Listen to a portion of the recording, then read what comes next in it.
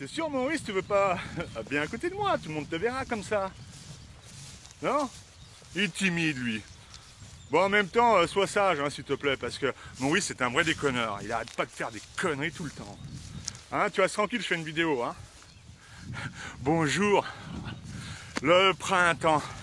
Les arbres commencent à être en fleurs. Allez, si vous le voulez, je vous amène pour votre salade du midi ou de ce soir.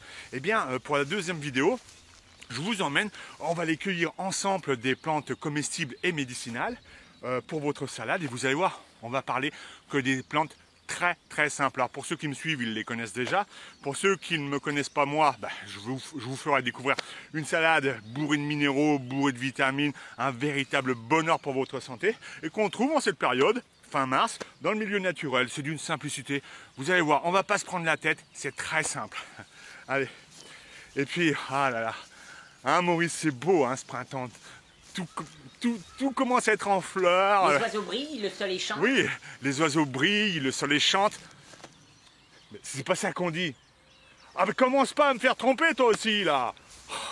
Ah, je la sens mal, moi, la vidéo. Je la sens mal. Allez, c'est parti. Ça se consomme pas, c'est de l'écorce de chêne. Arrête de croquer. Oh, je me demande si j'ai bien fait de l'emmener, lui. Voilà, on va récolter, merci Mère Nature, un peu de gaillet gratteron. Gaillet gratteron avec sa tige carrée. Voilà. Hop. Alors que l'on consomme cru, ou alors je sais pas si on va bien voir. Voilà. Voilà. Vous voyez là ou pas? Gaillet gratteron, attendez, je vais me mettre de l'autre côté. Hop. Voilà. Voilà, gaillet gratteron, voilà, avec sa tige carrée. Donc ça se consomme, le gaillet gratteron. Alors vous avez plusieurs espèces, hein, mais elles sont toutes comestibles. Tous les gaillets gratterons sont comestibles. Alors ça, comme ça, pareil, vous allez rajouter ça, ces quelques brins dans la salade.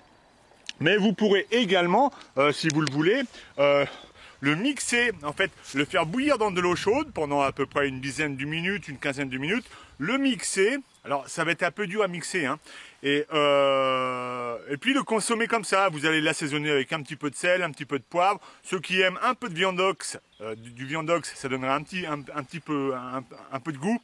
Ou rajouter un peu de céleri. Et puis vous allez boire comme ça, et ça va vous rappeler le potage. Gaillet gratteron, ça se consomme. Hop. J'ai les pieds dans la gadoue. Ah, il y a même de l'oseille. Mais je pense qu'on en parlera dans une prochaine vidéo parce que faudrait s'y attarder, ça. De l'oseille là dans la soupe et tout. Quoi? L'argent? Il y a de l'argent qui pousse dans la nature? Mais non, l'oseille, la plante, pas le fric. On trouve pas de fric qui pousse dans la nature. Ah, et puis voilà que du bonheur. C'est la période, on est fin mars, l'ail des ours. Regardez tout ce qu'il y a. De partout, à profusion, jusqu'en haut. Ça, c'est un véritable bonheur. Alors, pour trouver l'ail des ours, hein, ça va être dans les sous-bois, proche d'une rivière, comme ici, par exemple, ou d'un ruisseau. Alors, ce ne sera pas systématique, hein. Parfois, vous pourrez marcher pendant des kilomètres sans voir de l'ail des ours. Voilà. Donc, attention à ne pas confondre avec le muguet, par pitié.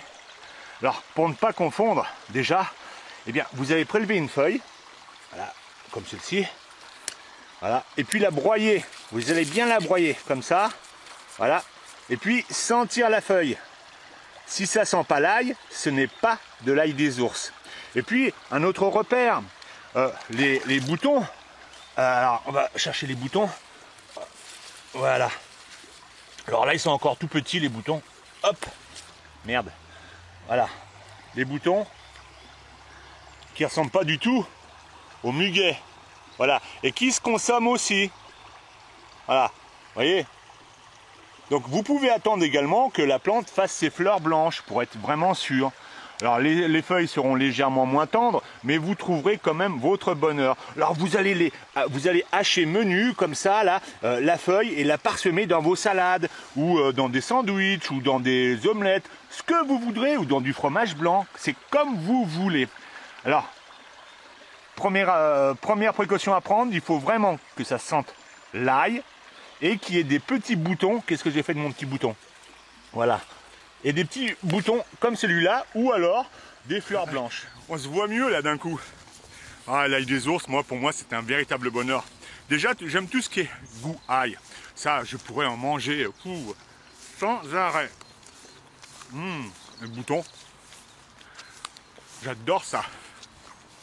Mais encore une fois, ne pas en manger de trop grande quantité. Et puis vous pouvez en faire du pesto. C'est vachement bon le pesto. C'est très simple à faire. Renseignez-vous sur le pesto. Ou alors, en tout cas, je ferai une vidéo si vous voulez. Pesto d'ail des ours. Un régal. Si vous avez le moindre doute sur une plante, vous ne la prélevez pas. Et encore moins, vous la consommez. Voilà. Mère Nature, qu'est-ce que tu as à nous proposer encore? Ouh, là-bas. Je fais mon marché, hein. Ouh. Voilà ce que j'ai repéré de loin.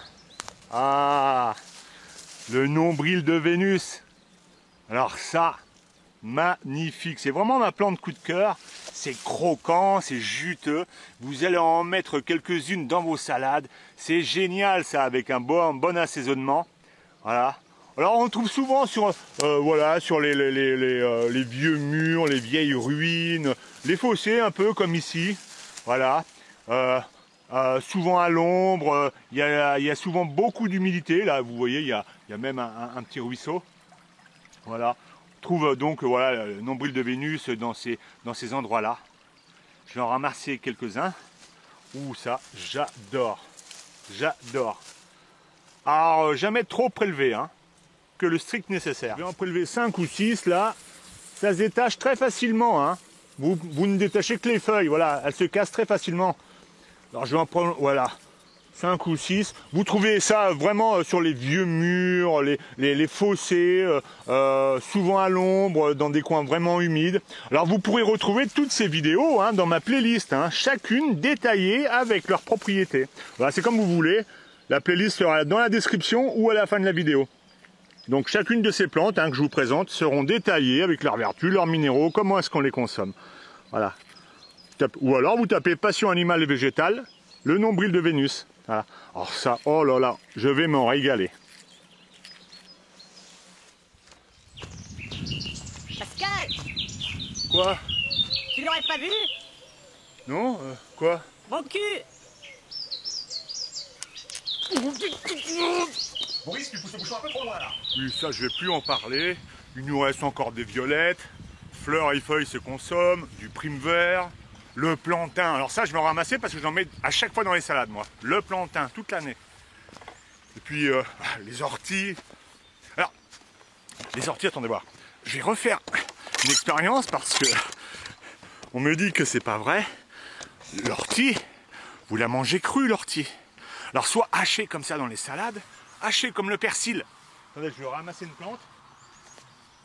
Bon, ceux qui me suivent, hein, vous connaissez là, j'en parle assez souvent. Alors on va se débarrasser de toutes les bestioles là. Le côté qui pique est sous la feuille. Voilà, l'ortie quand vous le ramassez, c'est comme ça. Voilà, ça il se présente comme ça. Et les parties urticantes sont sous la feuille, ici. Et là, vous pouvez toucher, ça pique pas. Là, si ça pique. Voilà. Et pour manger l'ortie, eh bien vous allez la plier vers l'intérieur en fait. Vous allez camoufler toutes les parties urticantes de l'ortie à l'intérieur de la feuille. Plier l'ortie le plus possible. Voilà, moi je la... Voilà, vous voyez.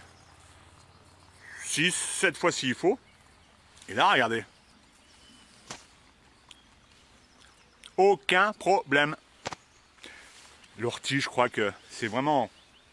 Oh, il y en a tellement, mais l'ortie, c'est un véritable bonheur. On la mange crue, hachée comme ça, dans les salades. On la mange en soupe. On peut également faire un jus.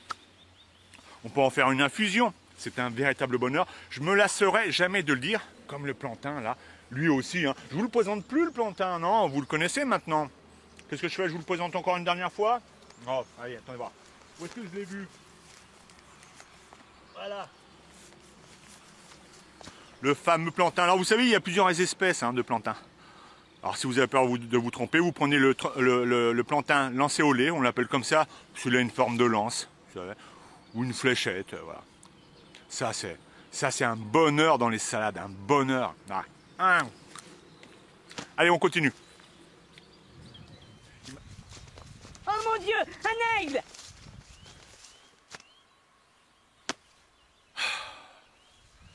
C'est un hibou, Maurice, c'est un hibou. N'importe quoi, mais n'importe quoi.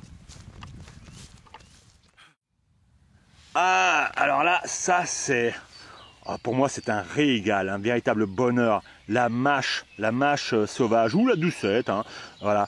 Alors, rien à voir avec celle du commerce. Celle-ci, elle a un goût excellent. Plus raffiné, plus doux, mais elle a vraiment du goût. Alors ça, c'est excellent, ça. Oh là là là là là. Puis là, ça va être presque, elle va monter, là. Elle va commencer à monter. On peut encore la ramasser. Alors vous allez bien la couper, là, avec un ciseau au-dessus de la racine. Vous laissez bien la racine tranquille à terre. Voilà. Ça, c'est un véritable régal. Il y en a un peu partout.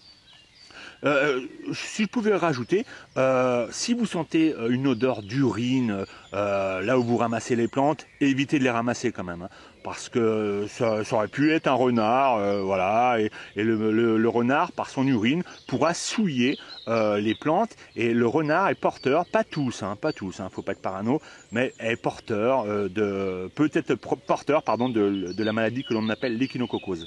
Voilà, excusez-moi de vous le dire, mais c'est important aussi de le signaler. Voilà. Ah, la mâche. Voilà. Bon, je vais m'en ramasser quelques pieds. Ah, ça y est, c'est le moment. Alors, ça pousse, ça éclate, ça y est, c'est parti.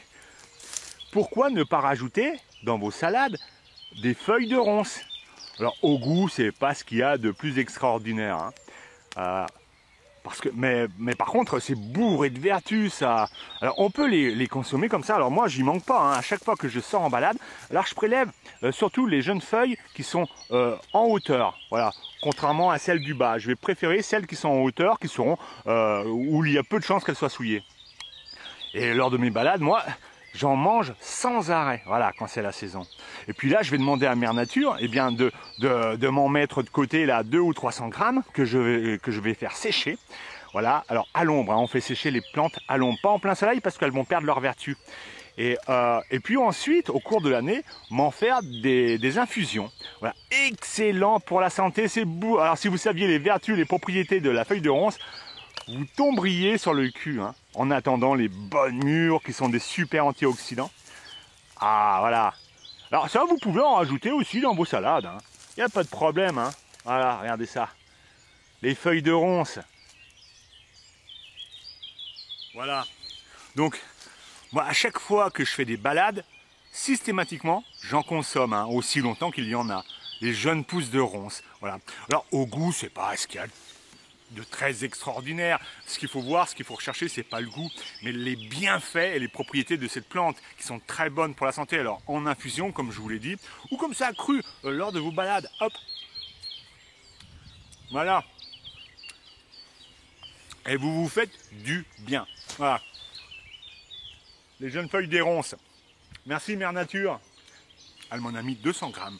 Pour mes infusions, là, ça va être génial. Ou dans la salade aussi. Je vous ai fait peur, pardon. Ah, et puis c'est la saison, la berce spondyle, ça y est, elle est arrivée. Alors attention, ne pas confondre la berce spondyle avec la berce du Caucase qui, elle, est dangereuse. Voilà, la berce spondyle. Vous pouvez retrouver toutes les vidéos dont je viens de parler en détail avec leurs vertus et leurs propriétés dans la playlist que je laisserai soit dans la description, soit à la fin de la vidéo. J'ai fait une vidéo sur chacune de ces plantes, bien détaillée. Voilà, regardez. Donc ça, c'est une jeune pousse et c'est très poilu. Alors je sais pas si on va bien voir là en gros plan. Voilà, des petits poils de partout jusqu'à la feuille. Voilà, il y a un peu d'ombre là, je sais pas si on voit bien. Voilà. Donc ça, pareil, cru en salade. Voilà. La berce du Caucase est moins poilue que ça, Voilà, elle a quelques poils, la berce du Caucase, mais pas comme ça. Là, elle est vraiment, vraiment, vraiment ultra poilue. On va voir une tige. Attendez voir. Là, là. Et puis la tige, alors, elle aura un côté un peu plus sombre, un vert un peu rougeâtre, verdâtre, rougeâtre, et de l'autre côté, vert. Voilà. Et puis là, pareil, très, très, très, très poilu. Sur toute la plante. La berce du Caucase aura des traces noires, rouges, c'est différent. Mais renseignez-vous bien quand même sur la berce du Caucase. Il faudrait que je fasse une vidéo, un de ces quatre, pour qu'on ne confonde pas la berce spondyle et la berce du Caucase qui est dangereuse. Voilà, donc ça, voilà, alors cuit à la manière des épinards, et ça dans la salade. Alors là, vous avez la pulmonaire qui est en fleurs. Alors elle va faire des fleurs violettes, mauves, roses, rouges, plusieurs couleurs. Voilà. Et puis on reconnaît la pulmonaire, mais alors j'avoue que celle-ci, franchement, elle n'est pas très belle, hein, elle est petite. La pulmonaire, allez plutôt les chercher dans les bois. Et plus ce sera en hauteur, mieux ce sera. Et on la reconnaît parce que elle est tachetée. Voilà, je ne sais pas si on voit. Elle est tachetée. Voilà, et c'est pour ça qu'elle a des petites taches blanches, et c'est pour ça qu'on l'appelle la pulmonaire. Voilà, alors elle serait, de ce qu'on dit, très efficace pour lutter, pour prévenir du cancer du poumon. Du coup, d'où on l'appelle la pulmonaire. Voilà. Et ça se consomme, hein, ça se consomme. Alors celle-ci, moi, franchement, je la trouve pas très belle. Voilà. Et mais bon, si vous la repérez, alors attention, identifiez. Alors il existe d'autres plantes avec des taches comme ça blanches sur les feuilles. Alors faites très attention pour identifier la pulmonaire.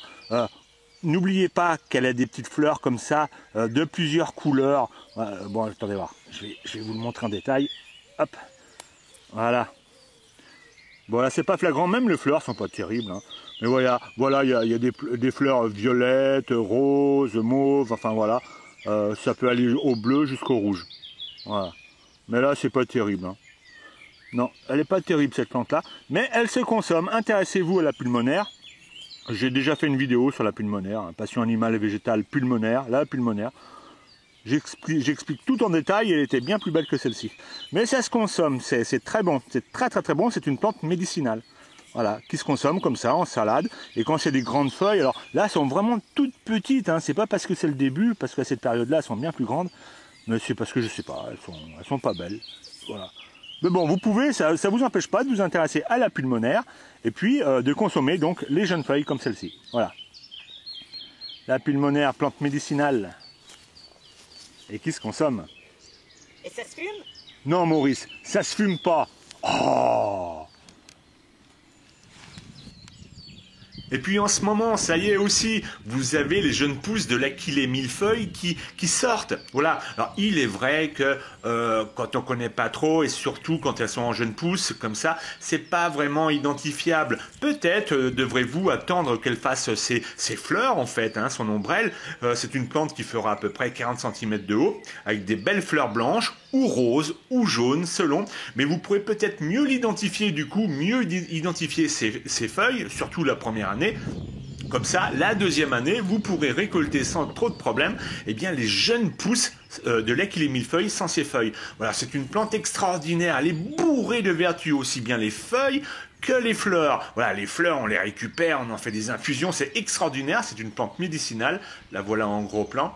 Voilà. Et sinon, les jeunes pousses, comme ici, vous allez les mettre dans la salade. Voilà, vous allez parsemer vos salades de quelques jeunes feuilles d'Achillée millefeuille. Voilà.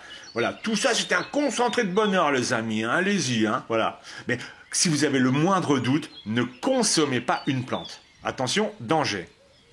Et puis vous avez la carotte sauvage. Voilà, je suis tombé sur de la carotte, c'est plus pour vous la montrer à quoi ressemble une carotte sauvage. Voilà, ça c'est l'ancêtre des carottes que l'on mange aujourd'hui, avec sa racine blanche, une carotte blanche et non orange.